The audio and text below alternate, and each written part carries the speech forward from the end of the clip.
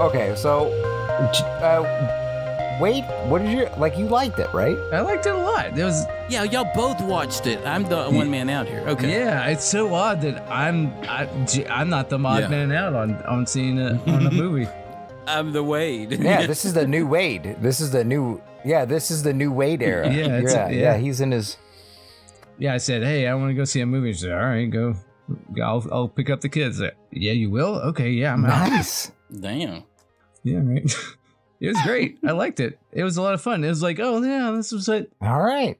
You know, Is it better than Prey or as good as Prey or? Yeah, it is better than Prey. I guess it's Really? Okay. I think so. I think it clicks along. Yeah, I think it's better. It hit than a Prey. lot of notes for me because, like, I love Yes. I love a movie without any humans. Yep. And when the robot showed up, I was like, oh, fuck, it's a human. And then, well, at least it's a robot, I guess. And then, Yes. And then the robot got on my nerves a little bit, but then she grew on me. And then, like, all right, I'm on board with the robot. I thought she was great. But I guess they can't have a whole movie with. At first, I thought, are they not going to have any fucking dialogue in this thing other than. And I was like, that would be fucking awesome. I know. And I know. I thought about fucking Dark Crystal. Yes. It's like there's no humans in that movie either. It's all puppets, but this is all. That's kind of a good comp. Yeah. But yes, yeah, I could see that. You know, it's all creatures, and yes, and you know they're CGI creatures, not puppets, but they're all creatures. They're all CGI puppets, except they labyrinthed it and they threw in a human, but she's a robot, and like when it was just a spoilers, James. I know, you don't maybe care about spoilers, and I mean, this is from the previews, though. I mean, it's for the previews show that it's a robot. Yeah, and she's just a torso the whole time. I was like, oh, that's cool. All right, yeah. So I was there's like, and it's like, oh, this is it's Star Wars shit. It's weird aliens in a fucking, it's not highbrow. It's like a Terrence Malick's Predator. Terrence. It's a Conan story. It's like the robot's the lady, the Predator's Conan, even if he's a runt or whatever. He's just like, I'm gonna fuck shit up and fight and blah. And she's like the Tila, or the chick, Red Sonja or whatever. And then there's like the monkey, but it's a little creature, Bud, yes, the little monk guy, Bud. But it's like, instead of being what's his name? You're talking about Mako from Conan, Yeah. It's a CGI creature, fine, but like he's the monkey, like the monk or the whatever. And they it's not it's made for 15-year-olds. Just like this is what Star Wars appealed to, like this is awesome. Mm-hmm. There were like three. When I took my son, we were sitting in the lobby, and these three boys who were probably about 13 years old came running into the lobby. Mm-hmm. And they were like running in the lobby and being obnoxious and like knocking stuff over and running. And like, you're not supposed to run in indoors in a building. And I'm like, I bet you those guys are here to see Predator.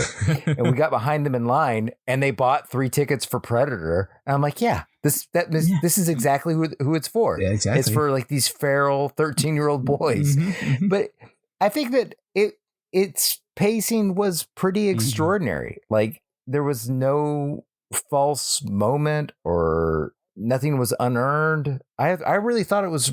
I felt like I don't know. I felt like the last 15 minutes were kind of tacked on.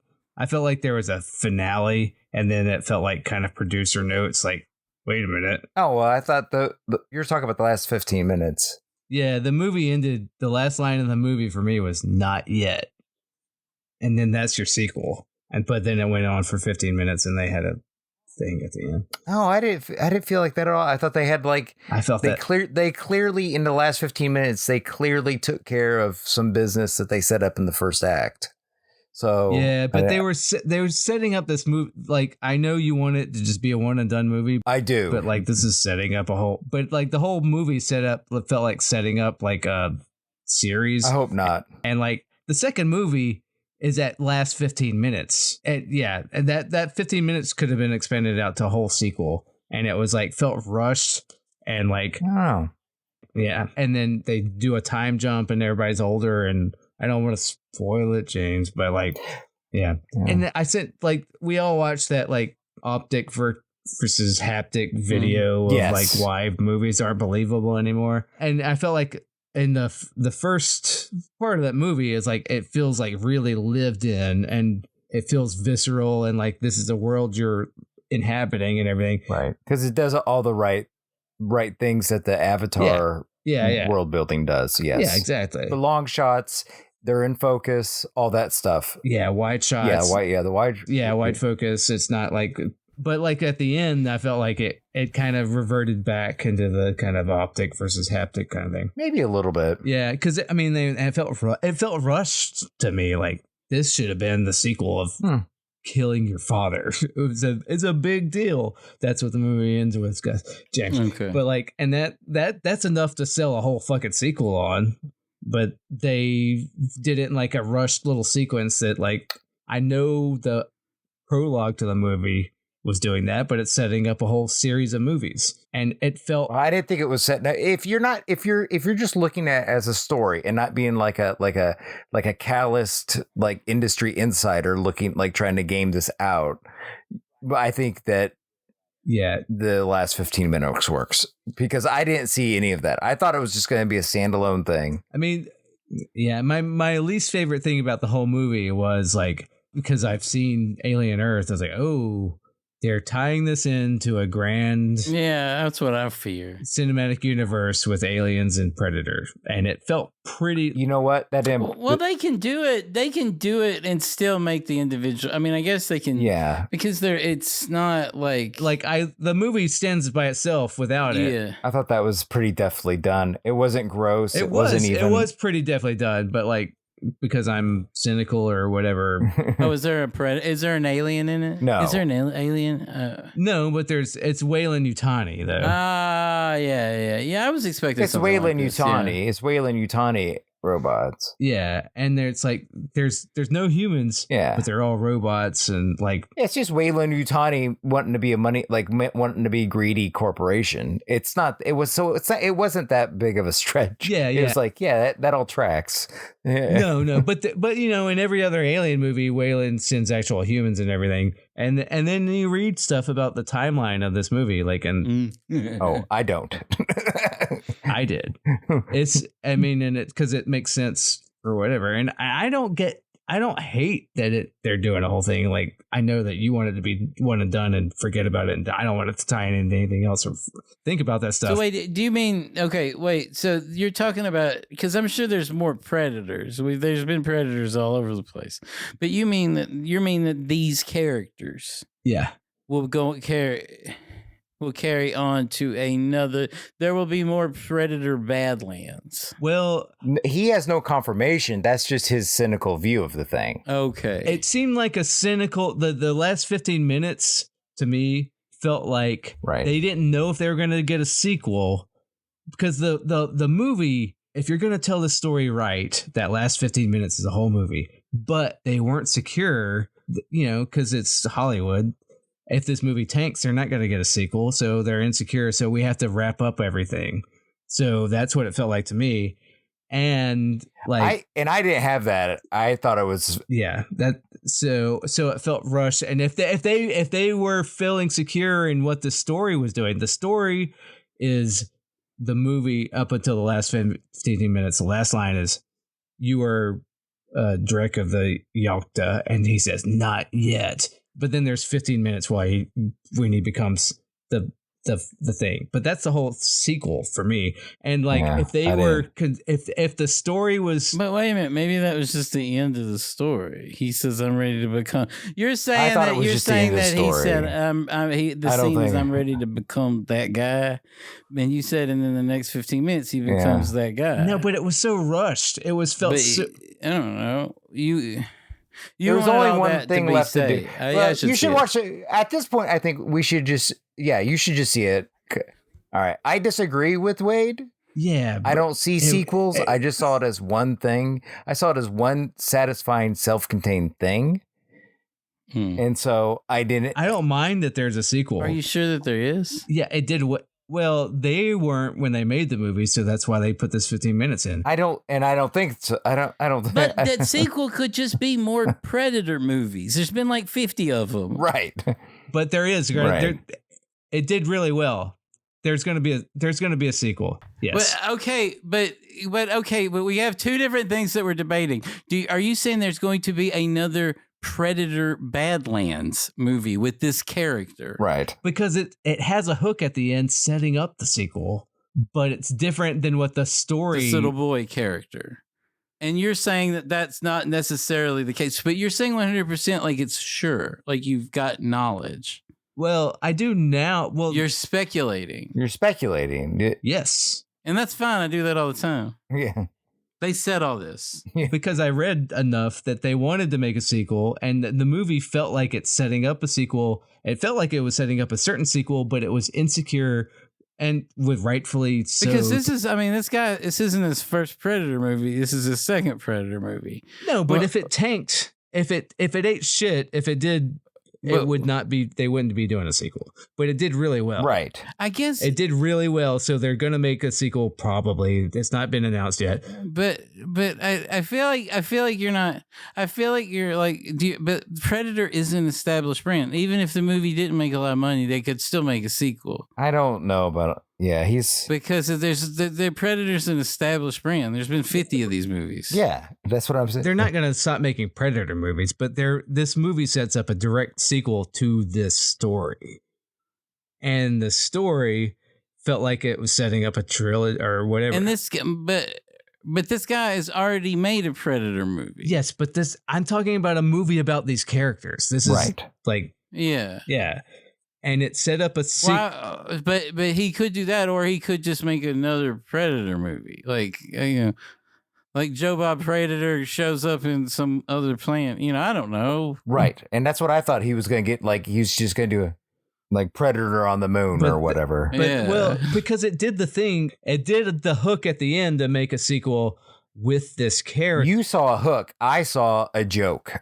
See, that's the thing, is that you saw a hook, but I've also read enough. I've also read interviews with a guy that they're setting up fucking lore because there's never been a Predator with a female Predator.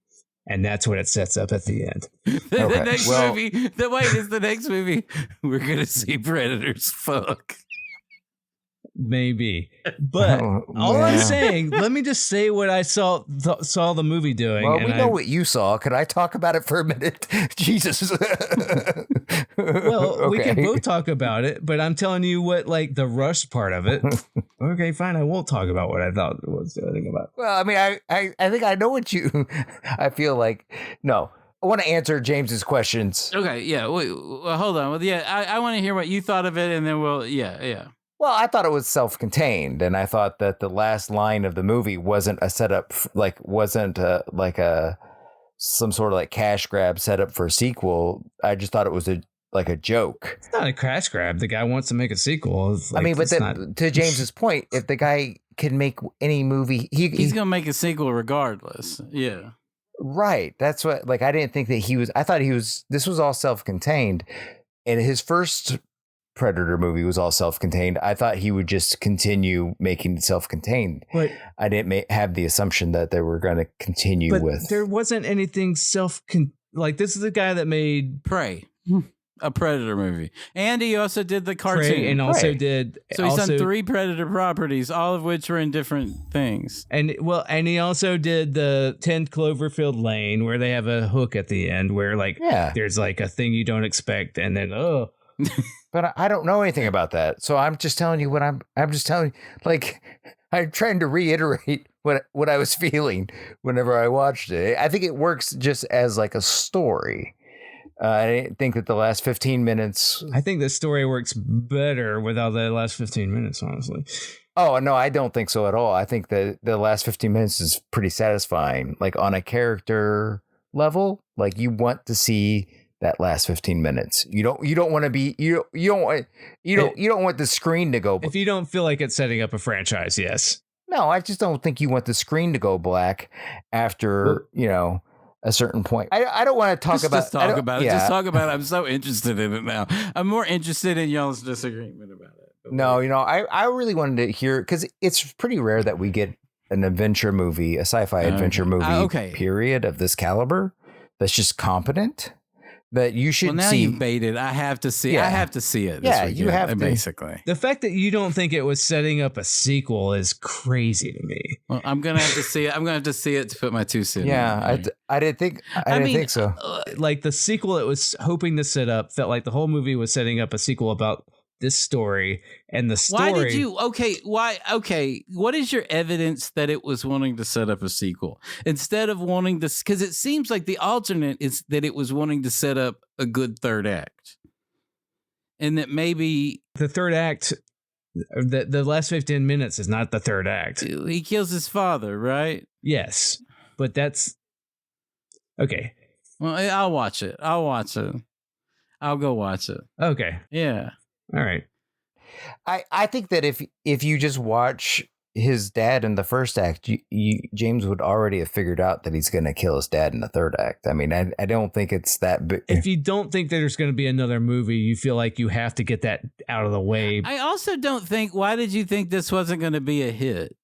Like, this was going to be a hit. Like, they talked about it like it was going to be a hit. Oh, you thought so? Yeah. Everybody thought it was going to be a hit. I didn't know.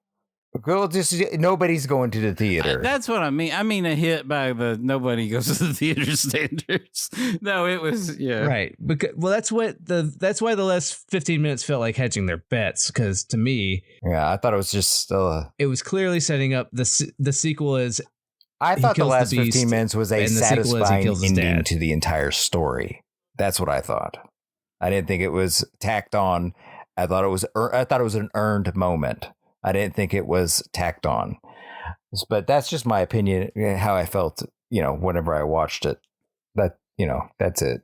Yeah. So you'll have to see how you think about it, James. Whenever you and more Predator, I like because I like almost every Predator movie. I have these are guileless to me. I love them. Like so. Yeah, they're a great premise. Yeah. Why not? We unstoppable.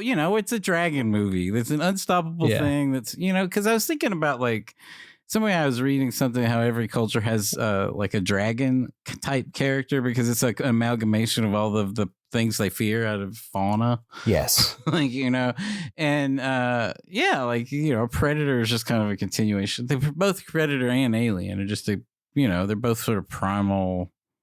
Yeah, I like these movies. I love these movies. Yeah. The Predator in this isn't a beast to be conquered. He's the hero of the story. He's Conan, basically. Yeah. I like variations on the theme. Like you can play around. Yeah. And allegedly, it takes place at the very end of the Predator timeline and in the furthest far on the timeline of Predator and Aliens, it's at the very end, so they don't have to interfere with anything else. Oh, good for them. That's why I said it there, and that's why. Who's the actor in the digital suit? Is it somebody we know? It's the guy. He looks like the lead singer of Thin Lizzy. Phil. What's his name?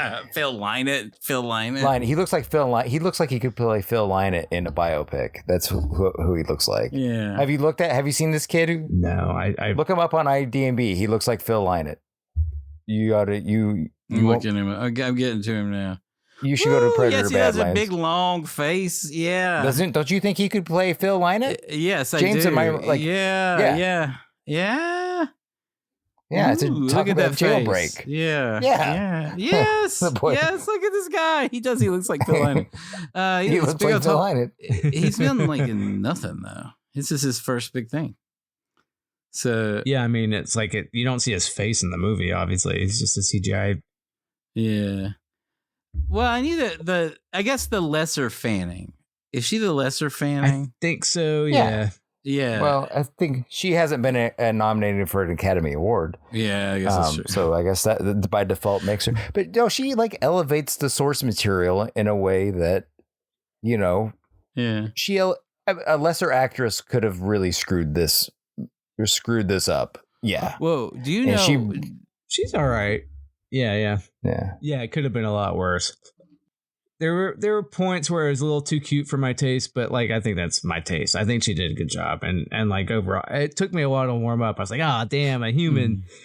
I guess it's a robot because I like the no humans at all. Yeah, she was great. I thought she was a delight that elevated the material. Yeah, I recognize that I'm the minority in that people wanted humans to relate to me. Mm-hmm. For story reasons. Yes, for story reasons. She's a robot. She's more emotive. She has more emotion than other androids and stuff, but that's a very farthest end of the timeline for all that shit, so we can do what we want. Yeah, and this is like a monster thing, right? Like he's fighting a lot of monsters. Oh, yeah. Yes. Yeah. And that's the thing is that it's got like this relentless, the first like 30 minutes is like relentless, like well-paced action. Oh yeah, he's there to hunt. Mm-hmm. You know, he's a predator. It looks like kind of like these pictures make it look like it could be like a Monster Hunter, that game Monster Hunter, like a kind of game like that. Yeah. That sounds fun to me. That sounds really. Fun. You'd have a good time. Mm-hmm. Everything about it is real fun. Yeah. Yeah, it's a blast. I'm trying to think if I do anything. If I haven't watched anything good, I watched Wings of Desire. Yes, this week over a couple of days. Yeah, that's right. Yeah, I like that. Oh, what did you think of that? I liked it. I liked it a lot. I liked the. I don't know. Like I always thought there was like this sort of. Watching German post-war films feels a little. It's a little different now, you know. It does. And so, like, I'm watching these things, and it's like, so yeah, it was just very enjoyable, and it's sweet, and I know I really enjoyed it. But without being, it's sweet without being saccharine. It's almost there's no conventional any emotion.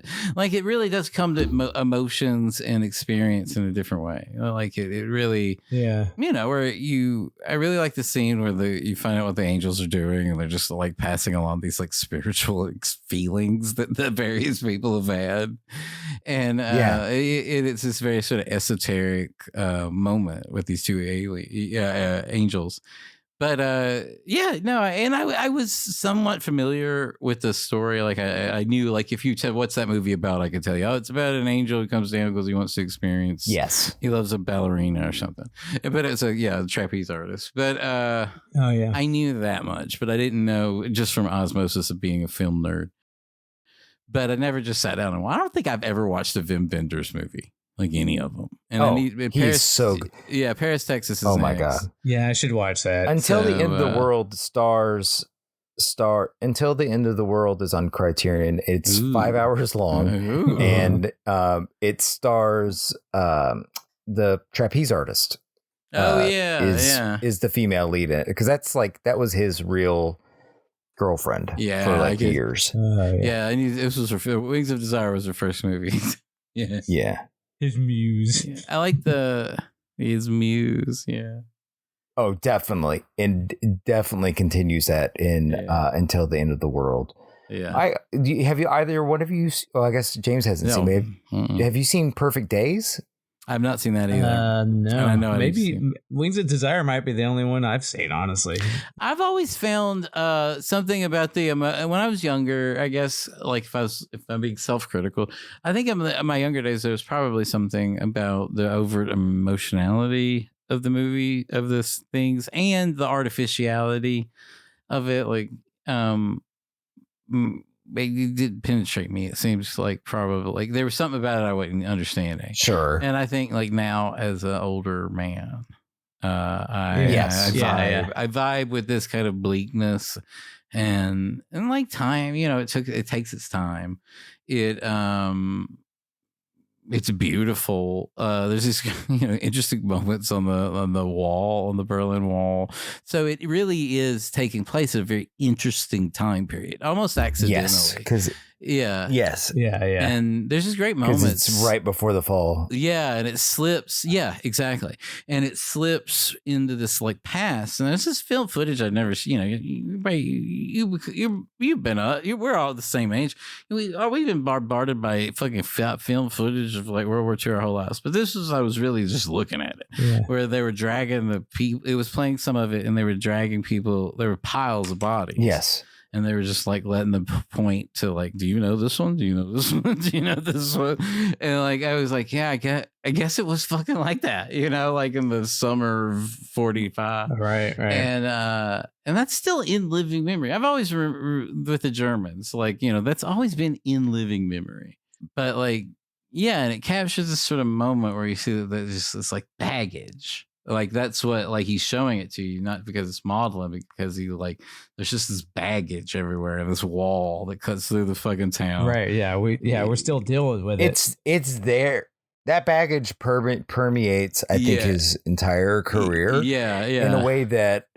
Who's the other one too? Fassbinder, Rennie Fassbinder, the German director. It was like Melancholia in the 70s and stuff. Yeah.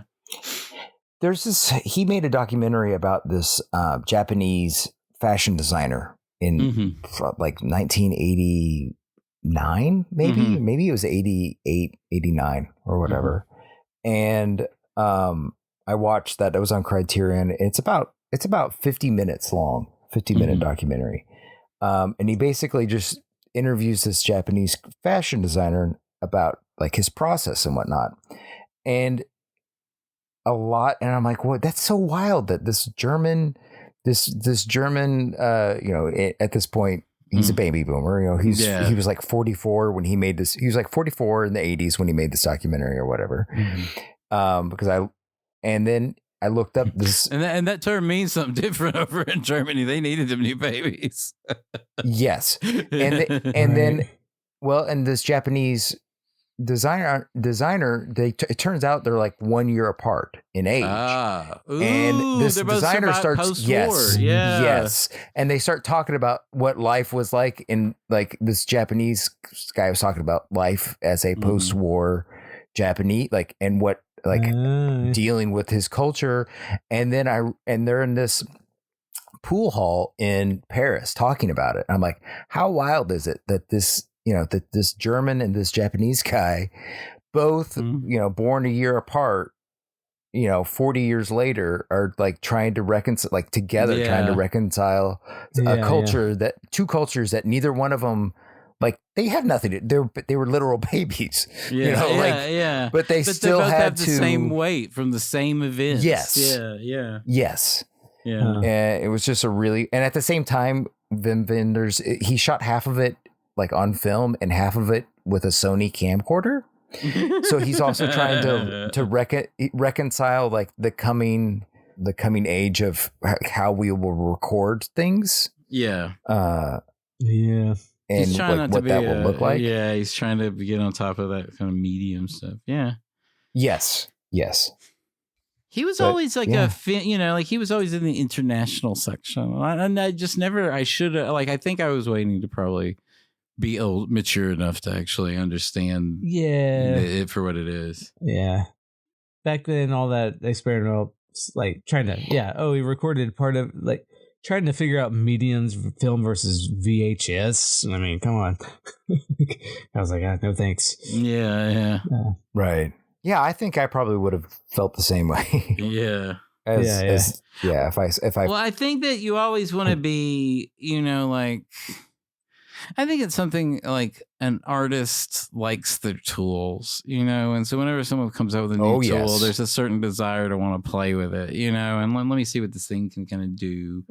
And you even if you decide ultimately that it's not for you, you're gonna stick with your trusty old Makita or whatever, but you're still playing with the tools. Right. And so I could see that sort of a desire to do that. But, it was VHS. Yeah, right. So, yeah. Yeah, movies do like that. I'm hoping that this video that we referenced, the by the guy. Oh yeah, I'll try to remember to put a link. Haptic versus whatever. Yeah, I hope that it like has like a little effect in the industry because movies do look like shit.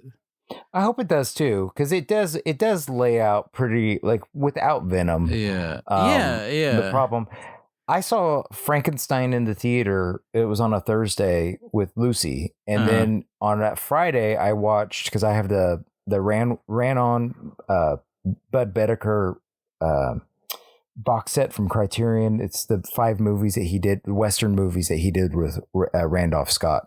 And I'm watching the first of it in the series is a movie from like 1952 called The Tall T. It's got Randolph Scott in it. It's playing it's just a cowboy movie. But at one point, some dust flies in front of somebody's face, and they have like a natural reaction to it. And I just thought to myself, I just like never saw that. You just don't see that anymore. Yeah, exactly. Yeah. Because if everything's controlled, then you don't have nobody has the real reactions to their environment. Yeah. You know, and I just realized that while I'm watching, I mean, Frankenstein looks great, but those exterior shots, I'm like, I could totally tell this is a green screen. And I don't know why. They're just walking outside. Well, I guess I know why. It's because they have to be able to, for budgetary reasons, they have to be able to like control, like they can't have a shot go long because they had an airplane fly overhead, or because there was, you know, they can't have everything's such a high wire act with these movies. And Guillermo really wants that model of the castle to be all gothic and everything, and you can't do that practically. Sure. Yeah. That's absolutely true. Well, you used to be able to. You used to, and it costs money, and then but we can do it cheaper now, and so we have to go and type. But here's the thing, money fucking costs more than in ever. I think it's the control. Yeah. Because you see, especially these movies that are shot on the volume, and whenever I see these clips now of the volume, I'm like, this sucks. Everybody just wants to do on a stage. Yeah. And that's one of the things that he talks about, that like he shows how like they positioned it. Like the brilliant, one of the things he does is he shows Avatar, because he wanted to, in the video, he wants to control for you just to say, well, digital cameras suck or CGI sucks. Yeah. And he said, no, they don't. And he controls for it by showing you like how Avatar films their world, and then how like Ant-Man Quantumania. But that's the thing. You just watch these movies, and like even if you don't know why. Now I remember this with Red One, that like the Rock. I was watching that last. It's a high lark. Yeah, like movies just look like shit. They just look like TV. Everything looks like TV. Yeah. And it was you know, when you see a good looking movie now, it's like astonishing. When I saw the fucking one battle after another, but I was like how good the movie last year, the Brutalist looked. Like when I saw it on theater, I was like, this just looks so fucking good. Like I just wanted to just keep looking at everything. And then you just like, now I like with Quantumania, where I was like, okay, you know, it's just, and it's because you see all this kind of flat blocking and like flat sort of, there's just it's a commodification. As you make, you know, as everything becomes a product, you sort of zap the magic out of it, I guess. Right. And that we're definitely in that stage of, or the last 10 years have really been about that. And I hope it changes. I hope this would have an effect to make things better. Right. Because even like, you know, I guess that's why Chloe Zhao has a career, is because she's like that is going to look like Hammett is going to look like. I'm probably not going to see Hammett. She did Hammett. But that's a her movie. Yeah, But if I do, it's probably because it's going to be well lit. Yeah, it's going to be pretty. And it's not. It's not going to be on a soundstage. It's probably not going to. I probably could get it. Could be on like HBO. I'm not going to see it in the theater, but I might see it in because it's about Shakespeare, I guess. And I like Jesse Buckley. But we have to do this with Shakespeare every 30 years. We have to make him we have to have an explanation as to how he got one of his plays written. I mean, right? Doesn't it kind of feel like that? Yeah, that's about right. Well, he's got a few more plays, so we can keep going. Like, how did he write Pericles? How did he write Ptolemaeus? But did we? It's the Craven the Hunter problem to me, though. It's like, do we really need this kid who just got finished playing Gladiator, looking like the most jacked William Shakespeare you've ever seen? I will say this has been like a notorious sort of literary book for like a long time, like for 30 years. I know that. Yeah. Right. So I'll give it it's in the remains of the day English paysuit category of American film, but it is it is. This means more to the British than us. Yes, I think so. Yeah. They need this W more than we do. So does Chloe Zhao, man. She's got something to prove. Yeah. Yeah. But she's well connected. Hollywood loves this girl. I don't know what about it. She must be fun at the parties. I don't know, but they love her. So. They liked Nomadland, right? Yeah, they gave her the Oscar for that. Yeah. And then she fucked up She fucked up. Her Marvel movie didn't go over, and then and now this is supposed to be the new paradigm for Marvel, and she fucked it up. She's in director jail if this doesn't work. Yeah. If this doesn't get, and I think everybody thinks it's going to get awards. Everybody thinks, I don't know. I guess people like Paul Mescal. I don't know. People are talking. It's one battle after another in this movie. Is what everybody's saying this year. And Ethan Hawke's going for an Oscar too. For what? Yeah. That movie where he's playing Hart from Rodgers and Hart. On the Richard Linklater. It's a Richard Linklater. Yeah, I don't like that guy. I can't jive with his movies. It's set over a night. I like the premise. It's set over a night where Hart has just seen Oklahoma. Yes, but he's 48 years old in it, and Ethan Hawke. Yeah, but he's also I think a little. I think Ethan Hawke is doing a little. He's playing shorter than he is. I don't know. He's playing a little person. I don't know, but I know that Hart was short. They do some Hobbit tricks on him, is what you're saying? He was a wee man. Yeah. So. Okay. Short King movie? Yeah, it's a Short King movie. All right. Short King masterpiece coming up. And I love Heat 2. I don't know what Heat 2 is, but Patrick, what's his name? It's a book. He wrote the book first. So Christian Bale is in it. Do we know is it a sequel or a prequel? Because a sequel to Michael Mann's Heat. Michael Mann's making it. All right. I mean, I would hope so because if he's still we're getting he wrote the book too. Yeah. He wrote a book. What's the book about? I don't know. Ethan Hawke is listed as 5'10" and a half on IMDb. What's Hart? What's his name? Well, I almost called him Bret Hart. Bret Hart. That would be awesome. Bret the Hitman Hart. How tall is they should have. What if they did? They splice like two movies. Yeah, they should add him play both roles. Bret the Hitman and he gets swole up. Yeah, Lorenz Hart is the name of the guy. Googling Lorenz Hart height. Yeah. His nickname was Larry. That's all it has on here. I'm gonna have to look up his height. I'm sorry, guys.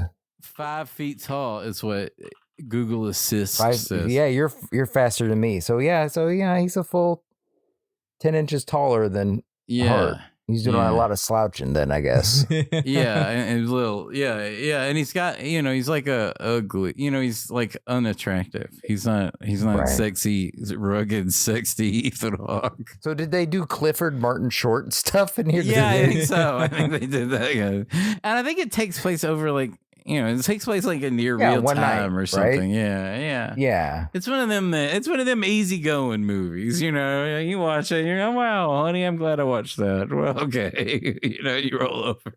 Yeah. You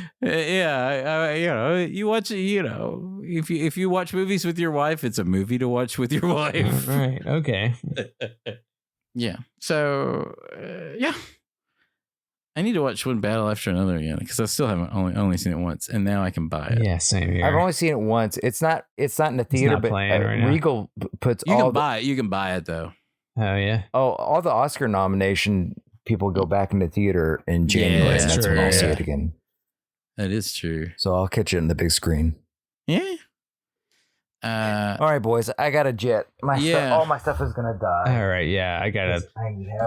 Well, that's what Thomas Ligotti says is the cruelty of that's the conspiracy against the human race. All right, I'll talk to you guys. My phone right now. All right, yeah. All right, bye. Turn that off, and then I go here. Yeah, figure out how to make this piece of shit not do this stuff all the time. Oh yeah, I got it. Well, all right. Well, I will see you later, man. I'll talk to you later. All right. Yeah, later.